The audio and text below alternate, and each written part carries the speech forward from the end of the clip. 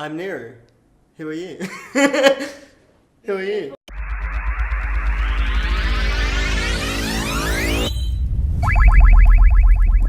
Hi, I'm Neru. Welcome to my YouTube channel, which you are already on. I am making a game right now called Causeway over the next year plus. But I've made lots of other games, and I want to prove to you that I am the right man to make this game.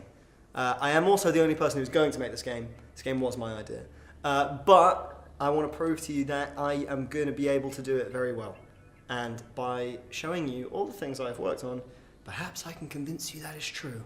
Come with me now on a journey where I talk about a few good games and a lot of bad games that I've made. So, I started out writing music for games when I was young, played around in Game Maker when I was like 11, and made a bunch of Pac-Man and Space Invaders sort of over and over again, but with worse, probably, art, actually.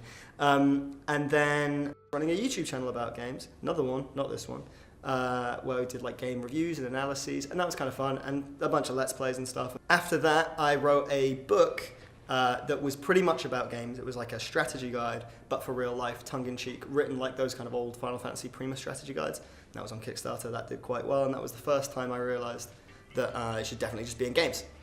So I've come to this place, the NFTS, to study. The list of games I've made now totals, I think, 12 real ones. So I did 3 game jams before coming here, and I made 2 kind of small games before coming here.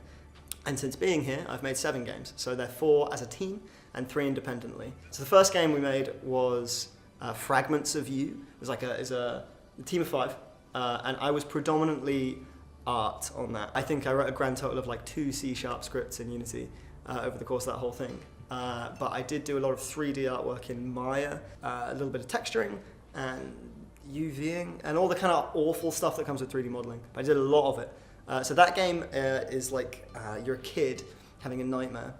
It's a recursive nightmare. He keeps experiencing his bedroom over and over again, but it like warps and gets all crazy.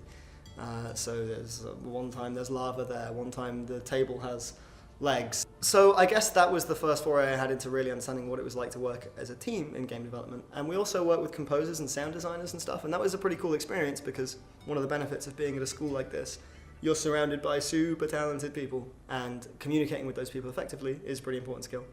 The second game I made was a solo thing. It was called the Paper Acre.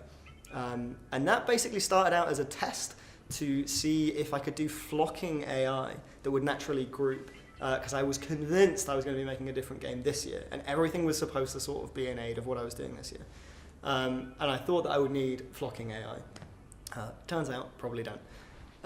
What it ended up being was a game about farming chickens and walruses, because it turned out that things I'd made for quite good chickens, basically. It's like a little origami farm, and you throw things in an origami pen and receive instructions from an origami scarecrow. The third game I made was a game called The Feeling of Falling, and actually this one you can get plug on the Google Play Store as of like a couple weeks ago. You've got a limit on mobile devices with your inputs. You just touch the screen, right? And like some games will kind of give you joysticks or whatever, but I thought it'd be it's kind of a cool design space to only have one input. It's kind of fun to limit yourself all the time. You know, minimal mechanics always make for kind of more interesting puzzles and stuff. So I thought what might be quite cool for me to sort of cheat my way around the fact that you have to make a fairly repetitive game if you've got a fairly repetitive input, is to change up what your input does. So you fall through these different coloured spaces, and depending on the coloured space you're in, your input does a different thing. So like you can flap, or you can bounce off platforms, or because it's mobile, you can tilt the phone, or you can kind of like blow stuff up by smashing on it. And that was really fun and hyper minimal.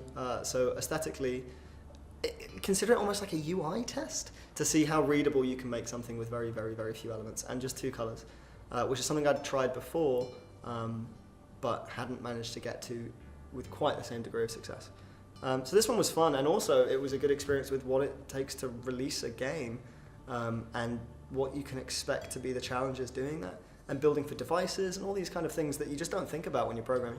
The fourth game made here was a fucking disaster. It was a VR project called Blind Man's Bluff. If you've ever seen 10 Cloverfield Lane, imagine someone butchering 10 Cloverfield Lane in VR. VR is a weird space and kind of cool. If you've ever been in a VR headset, it's pretty cool. But designing for that space is crazy difficult. It was awful. And hopefully the footage I'm showing represents that very well. I remember there was a really good radiator. I made a really good radiator. It had like believable flakes on it. It was like metal with white paint. And it was rusting a little bit. I was pretty pretty chuffed about that. Although that does probably speak somewhat to the quality of the game, that the main thing I remember was that there was a pretty good radiator.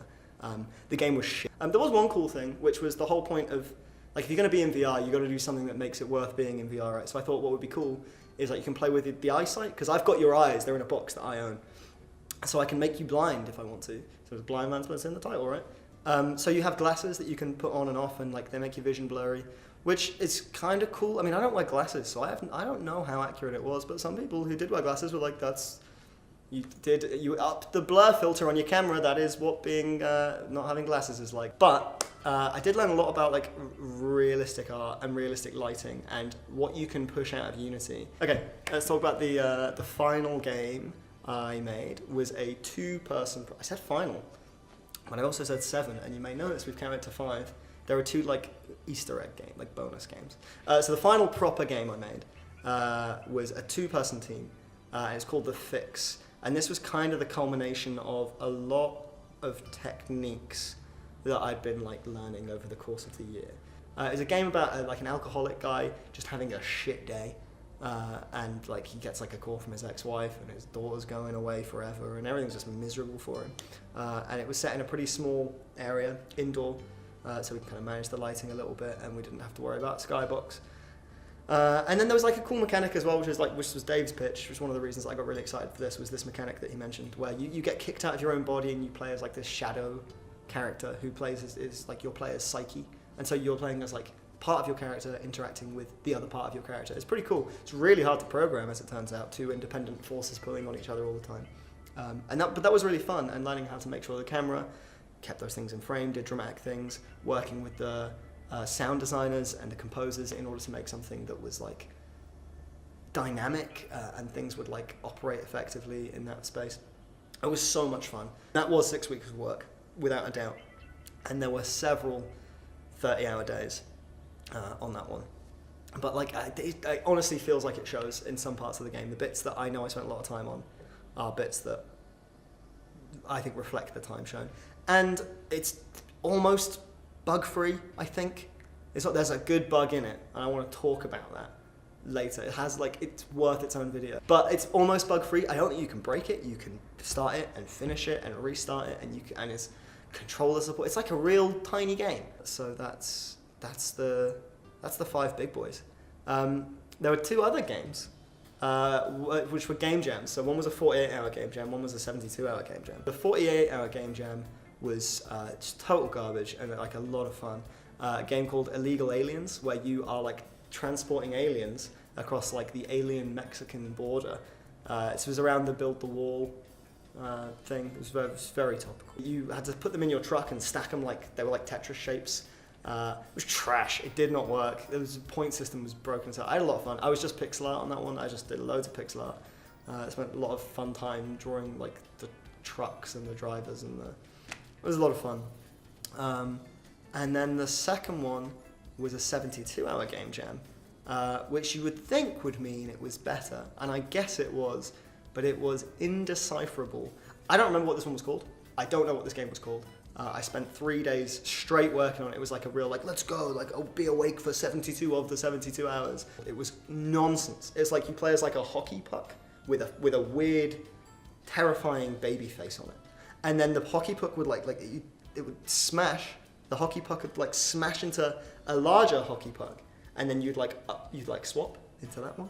You like possess it, and you have to go up the chain until eventually, obviously, you're big enough that you can break out of the wall of the room, and then that's the level over. It makes tons of sense. It's a situation we've all been in, and I don't have any idea where the idea came from.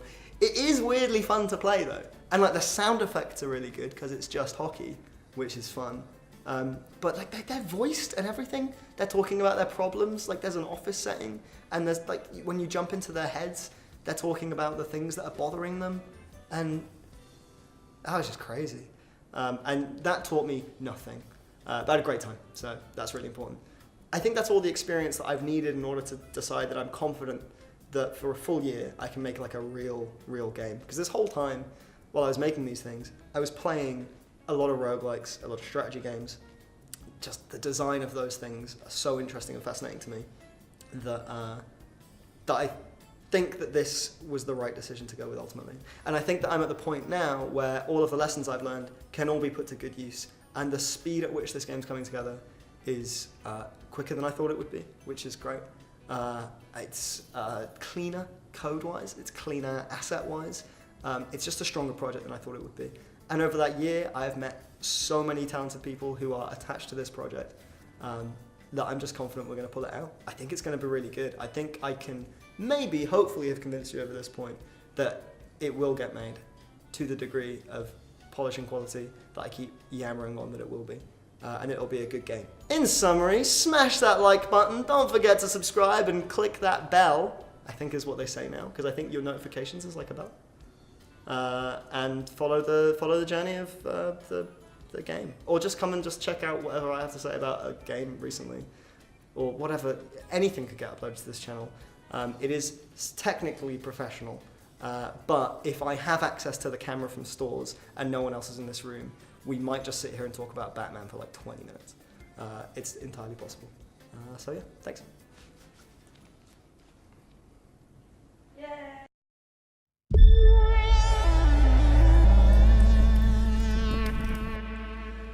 There you go.